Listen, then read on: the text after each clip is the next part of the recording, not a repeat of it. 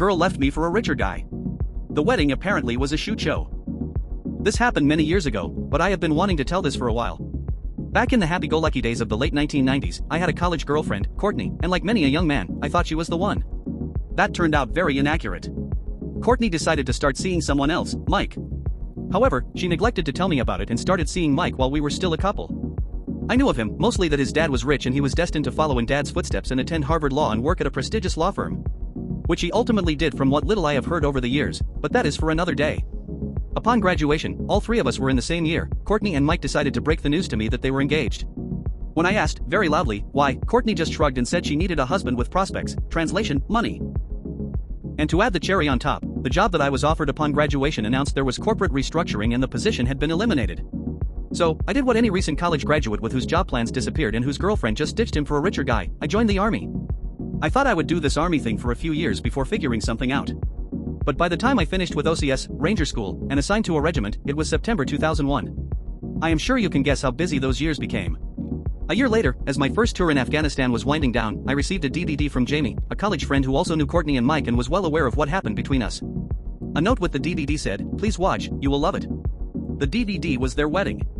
It looked like a high-end venue and the bride was looking every bit as beautiful as I remembered. Things were going as expected until the minister said the speak now part, and that was when the gates of heck opened. A man stood, someone I did not know, and demanded how could Courtney go through with this. Courtney's face went white and pleading when she saw him. The man, who I dubbed Rick, wanted to know how Courtney could do this to him. Welcome to the club. Then Rick dropped the bomb. Courtney was carrying their child. Mike's face went red as he looked at Rick, then at Courtney, realizing that the woman he was about to marry, the woman who cheated on me with him, was more than likely pregnant and not by him. But that was not the best part. As the wedding guests were probably processing what Rick said, the camera turned as someone else yelled. This time a woman, dubbed Mary, who was very pregnant herself. Any shred of moral high ground Rick had was gone when Mary cradled her belly and demanded to know how Mike was going to take care of their child. The DVD ended with the parents of the not-wedded couple pulling their respective kids aside and leaving the venue. It did not take a genius to figure out that the wedding was called off. And Jamie's note was right, I did love it. It made my day to see the woman who carelessly broke my heart so publicly embarrassed. I showed it to my comrades who found it hilarious. Over a year later, this time in Iraq, that DVD would provide some joy on days when things had really hit the fan. I only heard bits and pieces of what happened after the ill-fated wedding. As I said earlier, Mike did go on to be a lawyer and apparently did well. Courtney got a job and went on with her life. I can only guess that they wound up with the other person, or at least raised their kids.